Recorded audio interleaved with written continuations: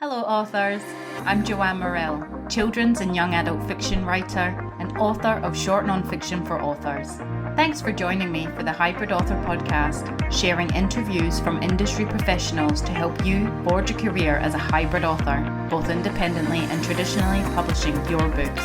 You can get the show notes for each episode and sign up for your free author pass over at the Hybrid Author website to discover your writing process, get tips on how to publish productively, and get comfortable promoting your books at www.hybridauthor.com.au. Let's crack on with the episode.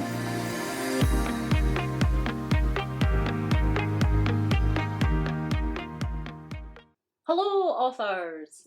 I hope you're all keeping well in whatever part of the world you reside and listen to the podcast in. Today's episode is with children's author Sian Turner on juggling writing and kids. Mother of three, Sian shares how her books and babies have complemented each other over the years, challenges of being a writer whilst parenting, and her tips on juggling writing and other commitments, as well as talking about her work and publishing journey.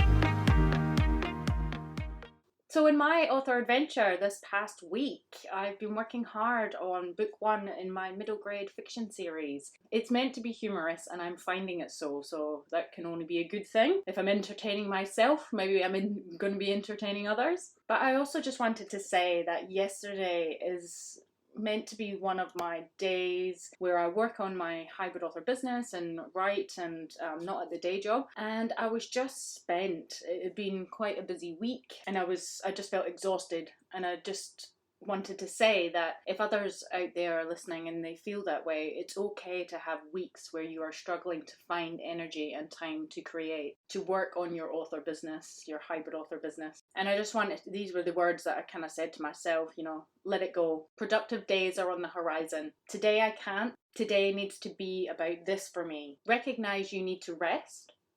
Recognize and release. You will be okay. It will all be okay. And in the words of Davina Bell's gorgeous picture book, tomorrow is another day. So I just wanted to share those words because that was how I was feeling yesterday. Like I had 1,000,001 things I should have been doing. And instead I was watching Peaky Blinders on the couch. And I recognised that is what I needed to be doing. My body and mind needed it. And I knew I'd be back on the horse the next day feeling better for having rested rather than pushing through that feeling to keep going. With the things that needed to get done. It was kind of a good thing to reflect on, especially with our topic today, which is, juggling kids and writing, but also commitments in writing and everything else that life we have in our lives. It's a busy life and a full life, and that's great.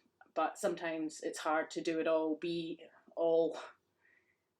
You just need to take those moments for yourself and, recognize when you need them. Don't feel guilty for having them. You are more rejuvenated for resting.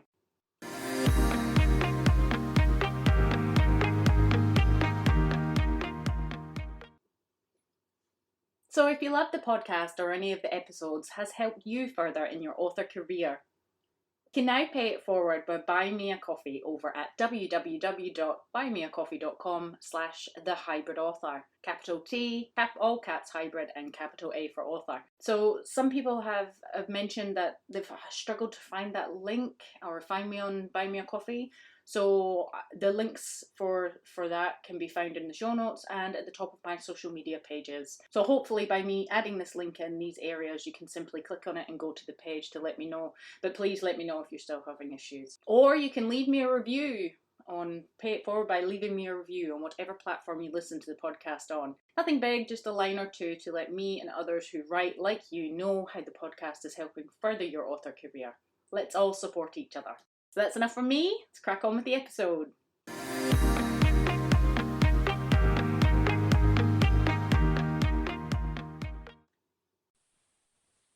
Sian Turner is an Australian children's author seeking to create stories that inspire, educate, encourage, and entertain. She has 3 picture books that have been traditionally published, as well as a few short stories that have appeared in the New South Wales Education Department School magazine. She has a certificate in children's book writing through Open Universities and completed courses with Sue Whiting and Pamela Freeman at the Australian Writers' Centre.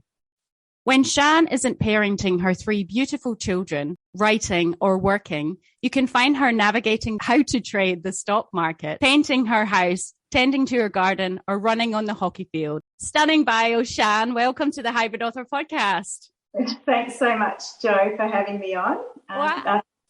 I've listened to a few of your episodes and I find the podcast is such a wonderful resource for the writing community. So thank you for your dedication in producing such great content for listeners who are looking at embarking on a career as an author. Yeah, well, thank you. That's making me blush.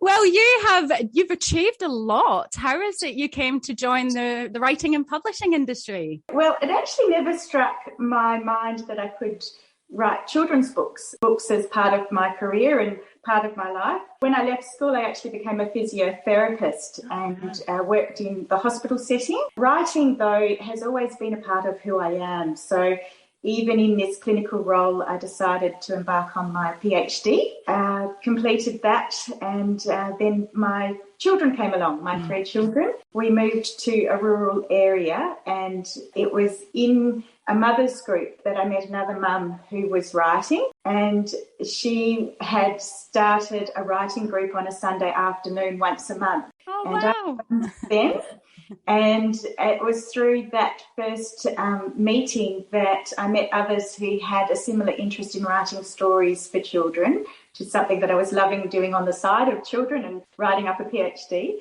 Along with a couple of the others, we joined the Society of Children's Book Writers and Illustrators, which is a fantastic international organisation. And being very enthusiastic and keen, I went up to Perth, which is 5 hours from where I live, and went to my first meeting with them, and then on to a Rottnest retreat with other authors and illustrators. And I felt like I'd found my tribe.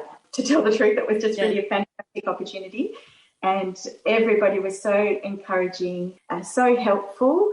And I was really fortunate that I had a chance to have a couple of critiques with editors of traditional publishing houses, and they were very, very generous to me as a newbie author. And I guess I haven't stopped or looked back since then. So that's such an incredible journey. Wow. And I remember when I first joined us, and I think we were in a critique group together at Squibby, and I've always just been such a fan of your work. It's just always been incredible when I've read it. I've been like, wow. And it's stayed with me as well as I read your books to my kids. So congratulations. So you mentioned in your bio there, you've got 3 picture books and 3 beautiful children. So 3 seems to be working for you. Can you tell us, how, obviously you've said you've picked up writing through your mother's group and things, which is great. So how have your books and your babies over the years, how have the 2 complemented one another? I guess I heard a really good quote actually from George Bernard Shaw, which is that we don't stop playing because we grow old. We grow old because we stop playing. And I guess for me, I felt like that my children have kept me young. They've kept me in touch with my inner child. I guess it's with this heart that I try to write my stories from. So I've got 3 wonderfully creative kids who love books, and I love going down to the library with them, and the 20 books we get each week are as much for me as they are for the children. So that's been a real positive for me, and we're keeping that energy and creativity alive from a child's point of view. I guess now my writing aspirations have really grown with my children. So I've got 3 traditionally published picture books, many more in the bottom drawer, I guess, and out hopefully under consideration with a traditional publisher, but probably rejected, who knows. But along with those, I've started writing longer works of fiction. So been trying my hand at writing junior fiction and for middle grade audience, and hope one day those stories will also be ones that I can share with the world. So I guess the great thing about having children is you've got an instant beta readership Yep. to try on. And I've been really fortunate because my kids have got great class rooms and friends, and a very supportive librarian at the school. Many of my works I've actually tried out on a full classroom of children, which has been lots of help to me to see what children really like, and I guess to test out the stories which are enjoyed. Yeah, so I guess I've started off with stories for the age 3 to 7 year old age group, and now working on longer genres. And do you think that's came about because your children have grown as they've grown up and you're reading longer works together, or just more the ideas that have come? Or yes, that is. It's also, I think, a personal. I love having personal challenges, and for me, I guess when I went to a couple of these Society of Children's Book Writers and Illustrators meetings, as well as the CYA conference in Queensland, I went across to there. Oh, wow. I could see that most children's book authors don't stick to just one genre. They are right across genres, and I figured, well, if I really want to become an author and have my work out there, maybe I need to try and see if I can write longer stories as well. So that was actually a personal challenge to start with. And I've really enjoyed making that jigsaw puzzle of a longer story come together with different characters, enriching my characters, and using my words to paint a picture rather than illustration in a picture book. That's great. And do your kids, like you said, you've tested out your work on them, do they provide you feedback? Like if they're like, oh, no, Mum, I don't like that. Or they're like, tell us more, Mum. Yeah, they've been fantastic. They're very encouraging, which is always nice. And I guess my 8-year-old particularly has a very cheeky sense of humour. So that helps with the the picture book manuscripts. I try to often write with a little bit of gentle humour there. So it's whether or not he gets that or not is also really helpful too. Yes, you're known for your mum jokes, aren't you? I've heard. Yeah, I've actually seen your post as well on social media. Yeah, that was good. Yeah, that's just been a fun challenge, I guess, over I just started off with a joke a day for the month of May, but it has been fun to try. It actually started with me trying to come up with a joke and put it on the toilet door for the children each morning in May, and I guess it was a good way to keep my creativity alive. And then that was quite fun because I ended up on radio telling jokes. How did that come about? Yeah, I guess it's one of those funny things. Meeting the broadcaster Andrew Collins, he heard I was doing this challenge of a joke a day for the month of May, and thought, oh, that might be just quirky, a mum joker. Let's get her on. So so a couple of years I've had airtime with telling corny jokes, which I think have made mum cringe over in Brussels.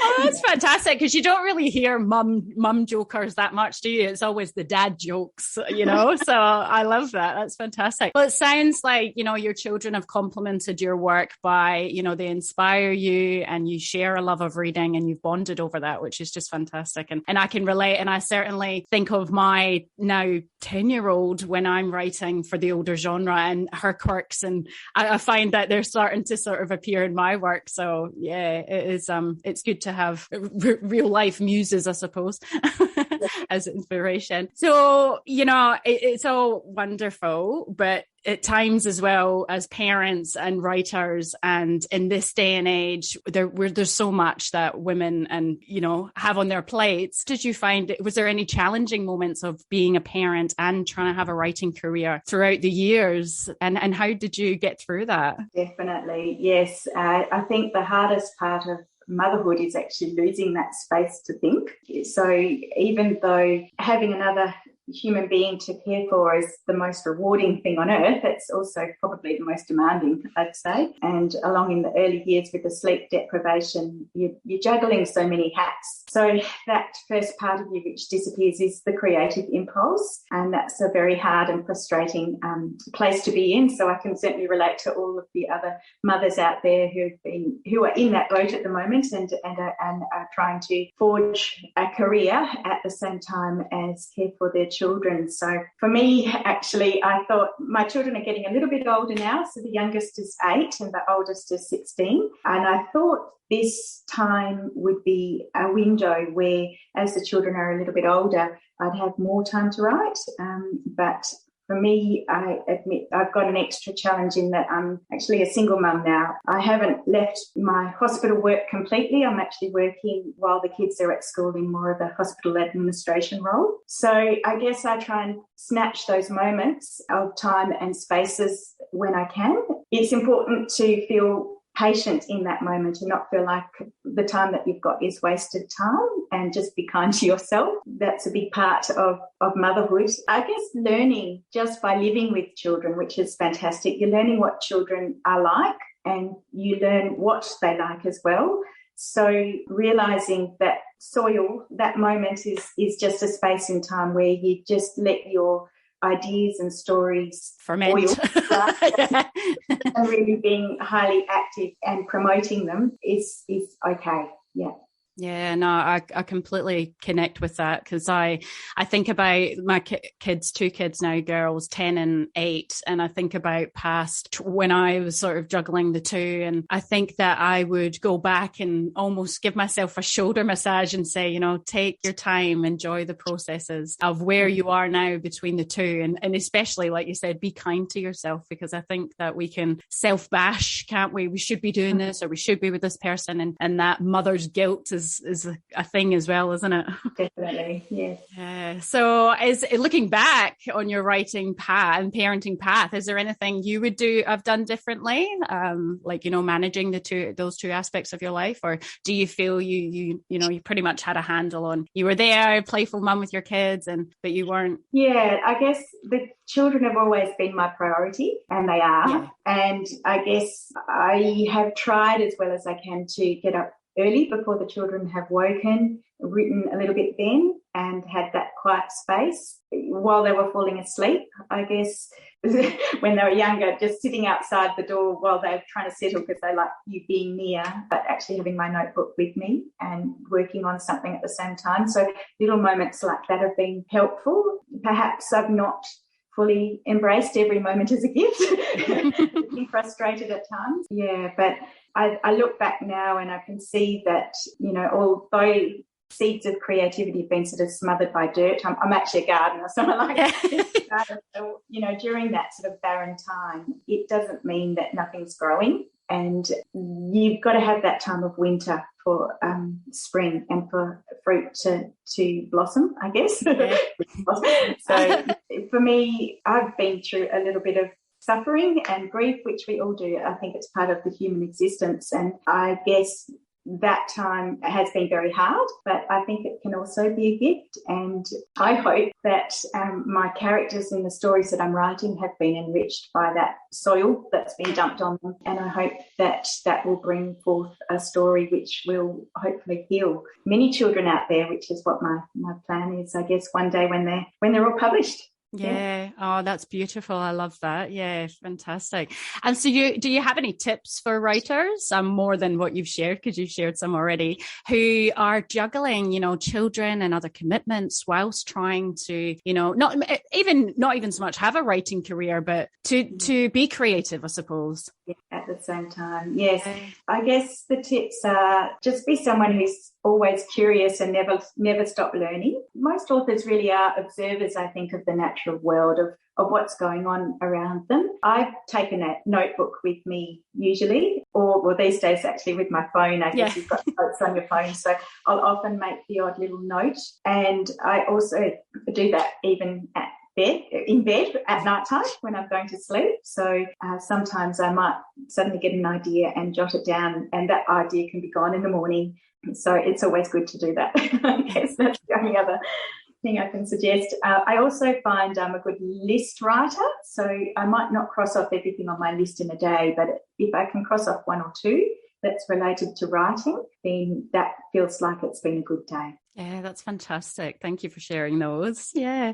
So you are currently published with Wild Eyed Press for all 3 of your picture books. Can you tell us what that publishing path has been like for you? Oh, it's just been wonderful. The thrill of having a full book for people to read, not just your manuscript, but complete, is just amazing. It's a really wonderful gift to not only yourself, but I hope it is a gift to others as well. So the fact that Wild Eye Press had a vision for these stories, starting off with the first one that was published is Beyond Our Garden Gate, and that's illustrated beautifully by Irene King. And that's a nature play story, and it's a gentle story about a boy and his sister and their delight in exploring the natural world. And so that was inspired very much by what was happening around me and with my children, and the imagination games that they were playing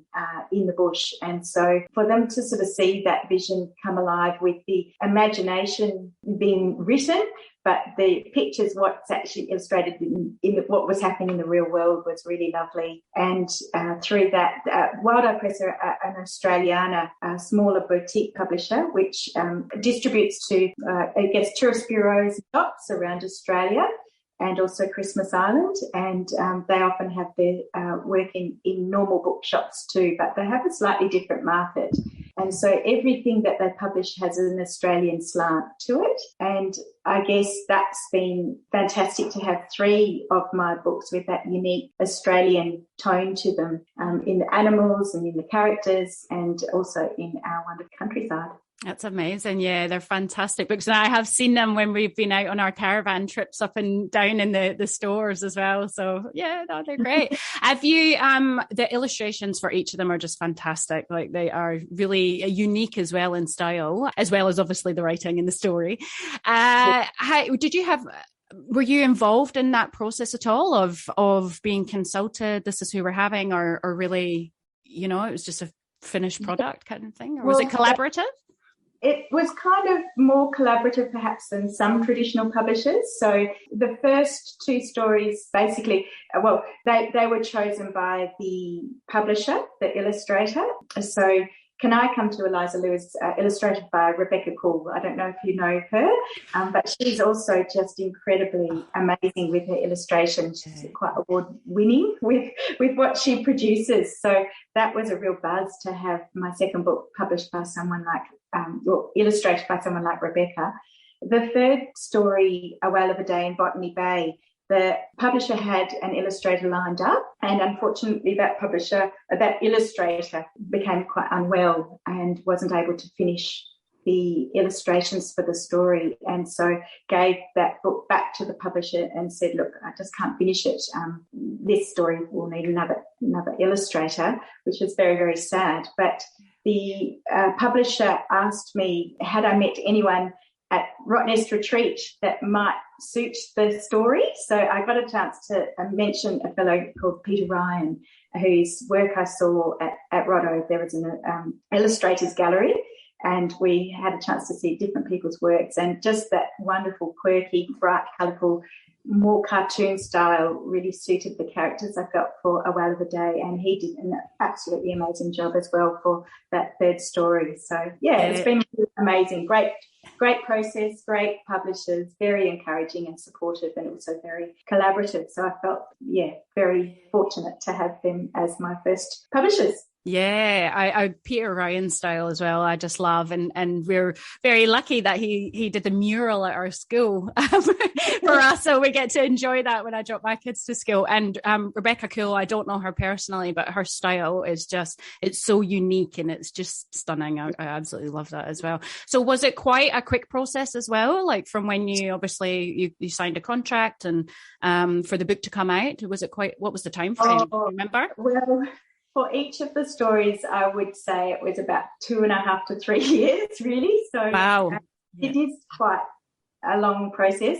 I say that on average. So what actually happened was A Whale of a Day in Botany Bay was actually the first story contracted with Wild Eye Press, but because of the difficulty with health of the original illustrator, that was actually the last story I've had published, and the first story was kind of the second one that was contracted, and vice versa. It ended up being about 3 years for each of them, I guess it takes time, doesn't it? So from that first moment of having a story there, then there is that process of then having the illustrations, a storyboard done, and then the final product, and then marketing, and then releasing at the right time with other stories that they're releasing, and what suits their list. So it's been fantastic, though. Really great to have these stories out there. Oh, that's great. Yeah, no, 3 fabulous stories as well. So that's wonderful. So as this is the Hybrid Author podcast, have you, 3 years per book, that's quite a long time. But so have you ever considered, or have you ever self-published any of your books? Well, it's interesting. Before the pandemic, it hadn't crossed my mind at all. But I guess the way the world has changed, thinking outside the box, I believe, is a very important ingredient to stay relevant in the current environment. And I guess having been very fortunate to collaborate with Rebecca Cool already on a story, also showed her a couple of my other manuscripts, and she saw the vision for 2 of those stories, which really suit her amazing, bright and colourful, cumulative style of illustration. And I guess I had sent them as a thought to have a collaboration with Rebecca prior to the pandemic, and wasn't getting sort of any headwind. That's to traditional publisher. So I thought, well, why not try this hybrid model? And one of the manuscripts I'd sent to a traditional publisher, they'd come back to me to say, we really like this story. We don't want to publish it in the traditional model, but would you be interested in publishing with, I guess, a publisher that works alongside them, so attached to their traditional publishing house with the same finish on the stories and on the books. Yep. But I guess as an author, you take on some of the risk as well. A smaller distribution initially, so smaller number of print runs.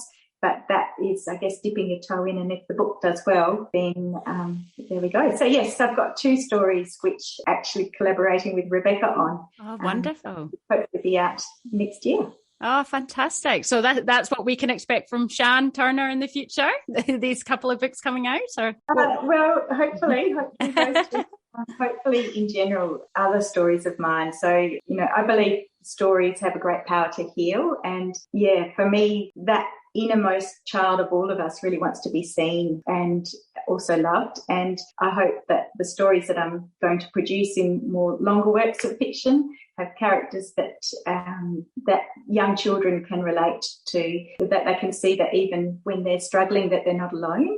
I guess let's see where they go, but I'd like to bring those stories into light as well, and inspire children everywhere to believe in their own story. So hopefully you see some of that work from me as well. Oh, that's lovely. And is it just the children's genres that you focus in? Would you do any women's contemporary fiction or any other kind of genres that you dot around in? Or no, just children at the moment. I think I still live in my 8-year-old self. Yeah. I loved how you said in the beginning that I guess the children have brought out like the playfulness in you and kept you young, because I just feel aged, I've got to say, with my kids. Oh, there's a bit of that, but I feel quite old. That's just from the outside. Yeah. For me. That's it. But yeah, we still with the children, like I still read to my kids every night, and as the years progress, that they've got to a stage where they want to practice their reading skills, and I've almost not been able to let that go. I'm sort of like, no, I'm still reading to you, like hogging that. So yeah, that was wonderful. Well, thank you so much for your time and expertise today, Sian. That was just incredible. So where can our listeners find you and your work on and offline? Oh, thank you. It's been great to be on. I really appreciate being interviewed. So I guess I do have a website at www.sianturnerbooks.com. My first name's weirdly spelled as SIAN anyway, so sianturnerbooks.com. And I'm also on Facebook and at Sian Turner Books, and Instagram, where I'm most active. I've just started to release a couple of YouTube videos to supplement my books. So that's also got the tag Sian Turner Books as well. So, but the books you can buy direct from Wild Eyed Press that are out there at the moment on their website, and they've got that online shop, but they also distribute to, as I said, tourist bureaus and gift shops and bookstores around Australia and Christmas Island. Fantastic. So the videos you've released on YouTube, is that like little book trailers or of the books and things? Yes. Yeah. Well, kind of. I've got book trailers out there on my website. They're not actually officially on YouTube as yet, but book readings and also some teachers' tools. So how you could use these stories in the classroom. So a few ideas of how you can, I guess, go across subjects with story, but also other parts of the curriculum. That's great. And were your kids involved in that as well? The yes. trips thing? Yeah. Yes, they were. Yeah. So the book trailers, the kids are all in the book trailers that I've got out there. Yeah. Oh, fantastic. Well, that's great. We'll definitely check that out. But thanks again, Sian. Thank you.